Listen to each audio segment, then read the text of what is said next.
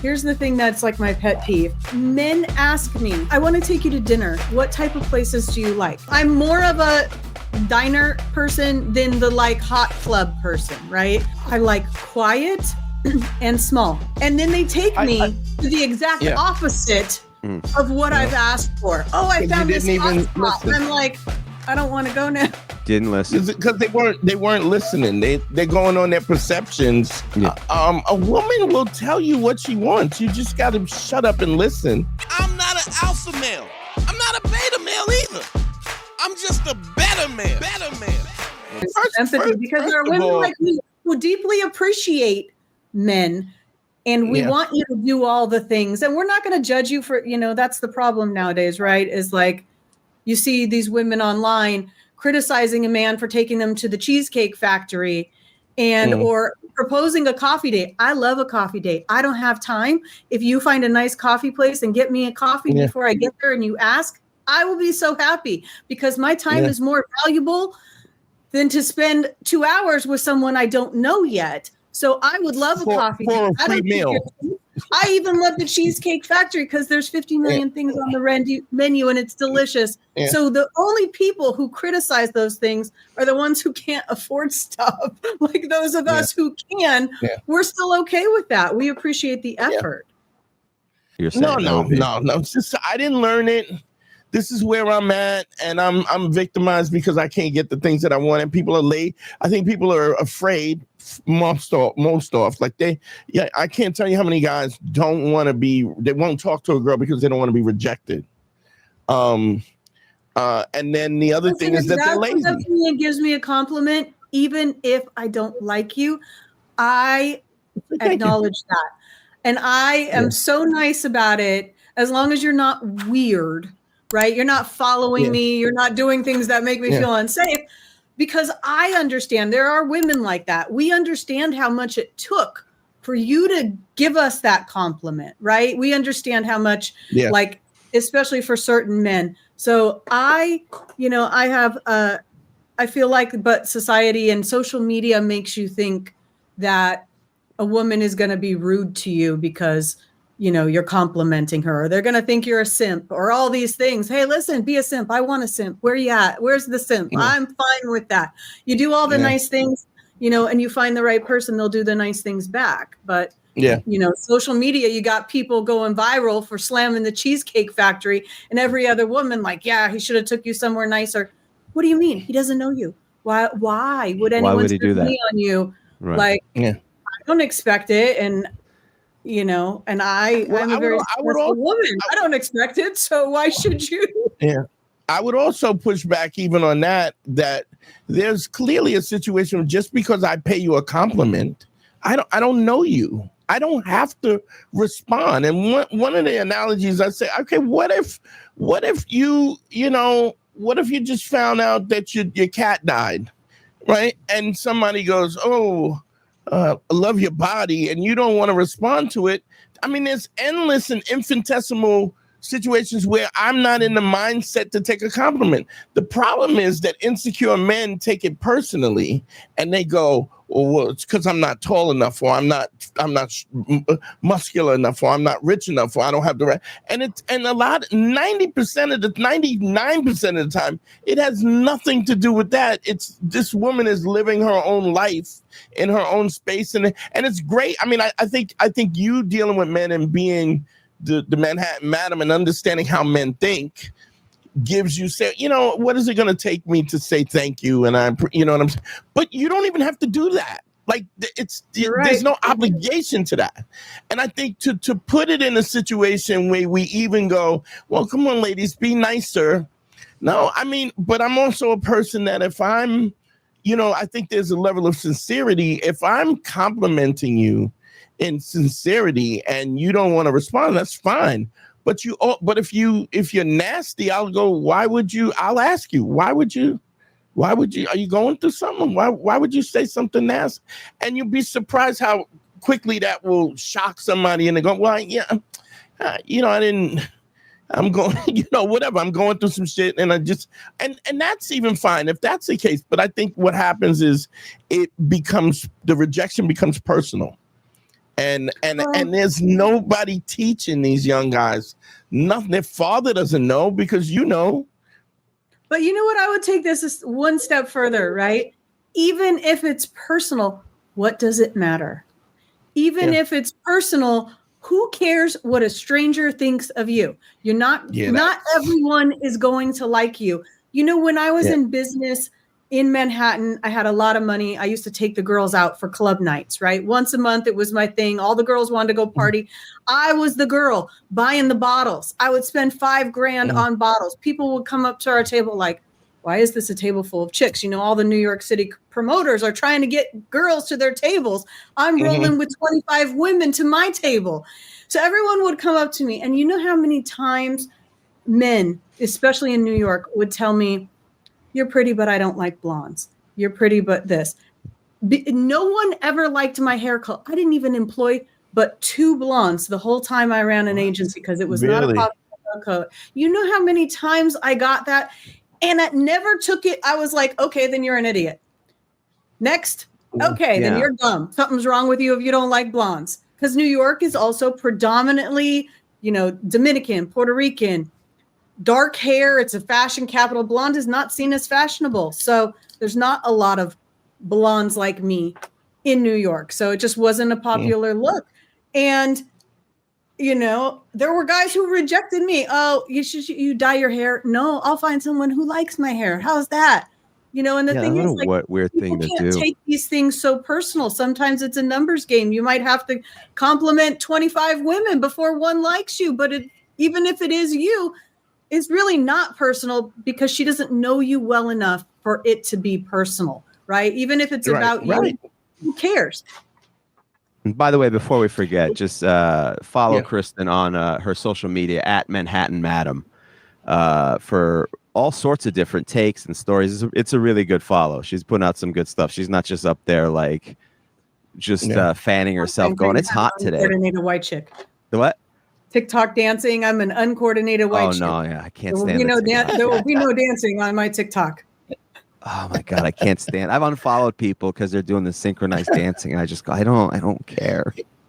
I think that's how it started over there, but whatever. Here's a great date for any guys who's trying to date Kristen. Take her to a hip hop class. I'll be sitting in the corner crying. Oh, that's no. That's the thing you talk about on your show. You know, I've had men ask me, here's the thing that's like my pet peeve. If you love what we're doing here, go to patreon.com. It's the best way to support us and check out all the bonus content. That's right. Patreon.com/manschool202. We do weekly bonus episodes. We do listener mail, dating tips. And also, if you love the show, you can go back to the archive starting from episode 1. All the episodes will be there at patreon.com/manschool202. Where would you, I want to take you to dinner. What type of places do you like? My number one response is I like quiet and small. I don't really care to go to the hip place, the loud place, because I can't hear you. And it feels talk to you, it feels pretentious. So, you know, I'm more of a diner person than the like hot club person, right? So just take me to a place that's fun and like got good reviews maybe, or super cool, whatever, but small and quiet. And then they take me to the exact opposite of what I've asked for. Oh, I found this hot spot. I'm like, I don't want to go now. Didn't listen because they weren't listening. They're going on their perceptions more than anything else. A lot of times, without if somebody says it's, I've said this to guys 100 times, and Harry will testify to this. Yeah. A woman will tell you what she wants. You just got to shut up and listen. And she'll give you the map. Oh, all the time. Just shut the fuck up and listen long enough and allow her to speak. It's just I think it's a lot of what I go back to all the time is insecurity and ego. And nobody's teaching them. Like the perceptions of how they think it works is just wrong. It's all wrong. Well, they think it's society. They have to impress me by taking me to that place, even though I want to go to the diner with the good cheesecake or something like that. Like, that's part of it. Yeah. It's part of it. It's the chase, and also like the other thing is, I mean, we've enjoyed this conversation with Kristen, but if you're going out on a date with her, I don't know you. I don't know that it's going to be a fun relationship just because, you know, if you're coming in very attractive and powerful, okay, so what? You could be an awful person. You could be very mean.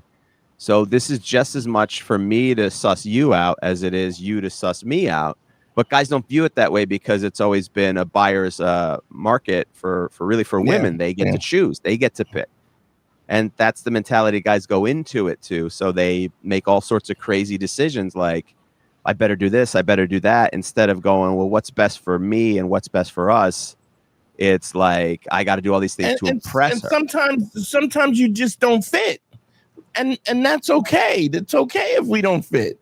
Like if I love partying, angry. I see this a lot on social media. Men angry that they've taken a woman out and it wasn't a good fit, and they end things very poorly because of it.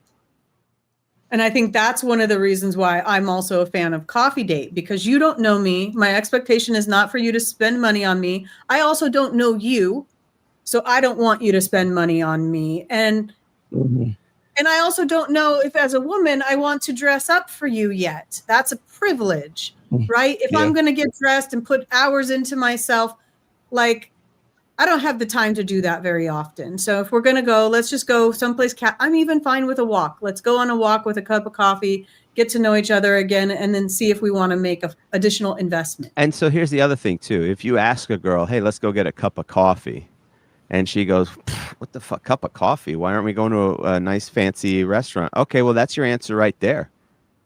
That this is going to be an awful person because all she is about is the aesthetics. So you've already won by He's her judging you based off of how much you're spending, not off of who you are. Right. Yeah. Right. I would also imagine that someone who can't afford to take themselves out to eat. So I would also imagine that because you're in such control of your life, that you'd like somebody to kind of like where you could trust somebody enough to let them drive. I mean, I as strong women, I've always found this, that strong women do absolutely want to relinquish the control. The problem is that you can't drive, and I don't trust you to drive. And so you've given me all of these indicators that I can't trust you. It's like when you get in an Uber, you ever get in an Uber and you're rushing to the airport and the guy he's afraid to pull out into traffic. And then you get in and you look, I got this flight. It's a half hour. I got you. And you sit back and you scroll your phone and you're getting your tickets together and whatever and putting it in your wallet. It's a real, I think the dynamic of just these kind of traditional roles happen once you get past these things. All the things that a guy says he wants, he just hasn't earned them, and a lot of times I think he doesn't think he's worthy of it, and so it's and the thing is, it's really difficult to lie to a woman. One of the things I say is that it's women have this ability they have this intuitive ability, and I think it's literally attached to the DNA. We had a guy on here, Professor Dave. He's a science dude, and it's literally the fact that women have to be careful about their well-being when they interact socially. That women, you can't lie to a woman. She'll let you lie to her if she likes you enough, but it's not a situation. It ain't gonna be long till you're found out. So the whole point is you got to be honest in the first place, Yeah, I think you're right on that. I think, I've had a few people lie to me. Many people with their hidden family. Women have a great skills of discernment and intuition. We often don't trust them because, they believe something a man says and they're being disingenuous. Or they want to believe. Sometimes women want to believe. They want to go. Well, and for me, like in my head, you would have to out alpha me, right? And I'm already an alpha, so I'm going to be looking at, how you're leading your life. Are you able to lead me better than I can lead myself? Yeah, and I lead myself pretty good. Like I went to prison. Yeah. I came out of prison with $60. I rebuilt my life in a federal halfway house from $60 with nowhere to live.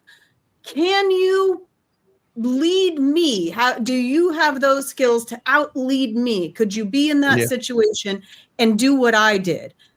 There's not, I feel like there's a lot of men who, think that they are alphas or leaders, especially in the fitness community. I know people who think because they have muscles, they're leaders, but yet their decision making is bad. Their integrity is non-existent. So if I can't trust you to keep your word, how would I trust you to lead me? I need to be able to trust these things. And so I think there's when you get to someone like me, or if you're looking at women who are, lawyers and CEOs and who are very accomplished and have done things that require commitment and dedication, we're looking for the same thing from a man. What have you done? Do you follow through on little things? Like if you say you're going to call, do you do that? If you say you're going to do this, do you do that? And where a man might think it's not a big deal, we are 100% paying attention. You don't keep your word, therefore you are in the box of untrustworthy, and you will not ever be able to lead me. To get yourself out of that box is, you got to climb. You got to have good climbing skills. It's almost impossible. It's an impossibility almost. Now, Kristen, you're a social media influencer to a degree now, because if you're popular, you're an influencer. You're talking about people, fitness things, and that. From your perspective, how many of these fitness gurus, these dating experts, how much of that is like fraudulent and smoke and mirrors? Because that's something we deal with on this show all the time, because we're battling dudes in cowboy hats giving out frivolous advice like, hey, never go down on a woman because that makes you look like that's the thing, Kirsten. That's a real I didn't make that up. Don't go down on a girl because it emasculates it's a submissive position, and she won't respect you. She'll enjoy it. She'll enjoy it in the moment, but she ultimately won't respect you. That's the bullshit. You know what? I think influencers across the board, I've dealt with many in politics, and some of these fitness influencers, I know them because I used to run in New York. They're all full of shit. 90% of the CEO of Gym Positivity used to send people dick pics and is a misogynistic douchebag who found a gimmick that works on social media, and he pushes the gimmick, and then people think they're good people because they're standing up for someone for a moment or whatever, but they're really just shitty humans. And they're selling you a problem that you're a victim, and that you have to believe them, buy from them, trust them in order to get better. And it's all smoke and mirrors. Like most of the, I see dating coaches online. I don't want to talk badly about some of them, but I see some in the women's space teaching women how to manipulate men. And I'm like, that's not going to end well for a woman. First of all, it's unsafe. And why should a woman depend on a man for her money? I understand that's weird from someone like me who ran a business but it was a service. There was an actual service involved. There's a service. It's a business exchange. That's and I don't believe in teaching women that that they should be fully self-reliant on manipulating a man and getting a sugar daddy, or turning this guy who likes you into, how can you give me $2,000 because I need some hair or whatever? Like, that's not the way that you do things. And I'm sure you guys have the same, the same issues. Like anybody who's teaching a man that you shouldn't do whatever it is that your woman wants that will make her happy is not going to have a happy woman. So why would anyone listen to these things? Kristen, he's got a cowboy hat. So you don't understand. He has a cowboy hat and he smokes a cigar. Texas or Nashville, that's the only time it's acceptable. He's a man's man. He does have a cowboy hat. He's a man's and a sleeveless shirt. You got to have a sleeveless shirt and a cigar. So it's authentic because of that. It's just, it's really insane. It's really insane that the ideas. I mean, how would men like it if we said the same thing? Like, if you just looked at it logically and you flipped the script, you know what? If someone's out there telling women you should never give your man a blowjob because he'll think you're pathetic and he's not going to like you that much and he'll take advantage of you. Does that ring true for any man ever in the history of all men? No. No, it's dumb. It's dumb. Yeah. As we wrap up, Dante, I would be curious to know if part of like any of this affects her dating life is the fact that she's involved with all this behind the scenes stuff, whether it's politically or social media wise, where everything is a lot of a facade, does that to also? Be honest, Kirsten is fine as shit. It ain't gonna matter. I mean, I'm quite sure. We don't give a trust, fuck. The real problem with Kirsten is that she's an evolved human being, and because she's an evolved human being, she's just not going to tolerate the bullshit. It's just, I mean, when you talk about trust, there's something that I say all the time. I said, if you are 95% trustworthy, that is the definition of a liar. Like, you can't, I'm not saying that things don't happen, but I'm saying your intention has to be 100%. I'm telling the truth. That needs to be. Otherwise, you're a liar. We can discuss the degree of that, but just I really don't envy women, because as you evolve, just it's so much easier to be dumb. Like you tolerate and you live in this. You live in this bubble. It's easier. Yeah. I have friends who are like my age who are on their third marriage, and I'm thinking to myself, third marriage, and I've been celibate 3.5 years with no dates. Like, I just haven't even dated. The last date was 3 years ago.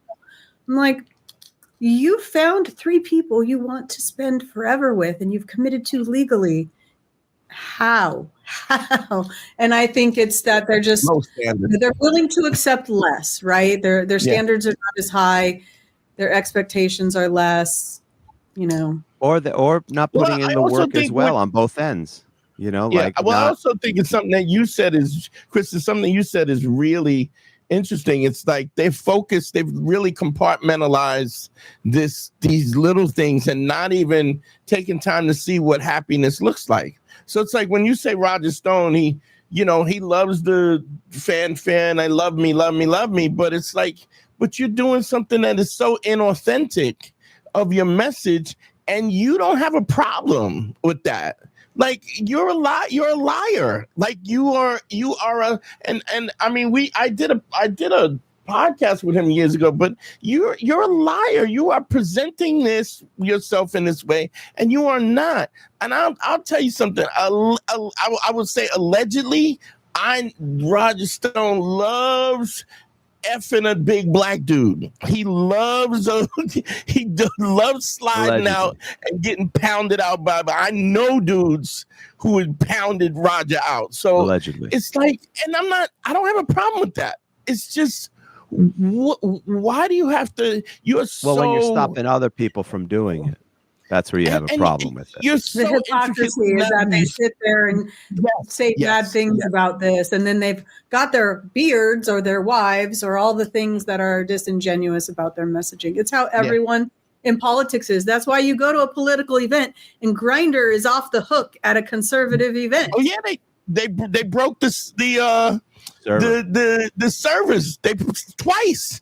They did it at I've been to some of those events where it's happening, and I have, a few gay friends who are showing me all the stuff. I know all the secrets of that world, and I'm like, you got to be kidding! Like, do you know Don Lemon, right? I do. Mm-hmm. So Don's a good friend of mine. I actually love Don. He's been so lovely to me. We used to get our nails done in the same place in Manhattan. He's so lovely. Sweetheart. He's a sweetheart. But Don is really flourishing in this new space. He's really flourishing. But Don would say when he covers the Republican convention, he goes, "Man, I stay in my room." Because they know he's out as gay, and he's like, these husband family value dudes are trying to get a little slice of Don Lemon. That's all they want. So it's just really Roger was kicked off of Twitter in 2017 for calling Ana Navarro fat, Don Lemon a Negro, and a couple of other people. He was on a late night bender of some sort of substance, and I saw Don at CNN in 2020. I was doing a CNN with Cuomo, and he came up to me and gave me a hug. It was the first time we met. And he said, "I love you. You're so great." And I was like, "Oh, we need to take a picture so I can send it to Roger." And we took a selfie, cuddled up, and I go, "Look at my new best friend." And I sent it to Roger. It was a hilarious moment with Don, and I loved it. And Roger was like, "Why would you talk to him?" Because he's great and fabulous. I am a fan. Yeah. So yeah. Yeah, Kristen, you're awesome. Thank you so much for doing this. Guys, really enjoyed you. Just have such a good spirit, and my hope for you is that you might have to kiss a couple frogs, but I hope you end up with a prince. You know, if it's there for you, I really hope you do. Somebody who appreciates who you are as an evolved human being. So, thank you so much. Thank you. I appreciate that. Thank you, Harry. Hey, without a doubt. Thank you for doing it. Okay. Bye-bye. GYBB, get your balls back. WWDD, What Would Dante Do? The Sexual Revolution is being podcasted. I love y'all. Thank you, Kristen. You're the greatest. Thank you. I'm not an alpha male. I'm not a beta male either. I'm just a better man.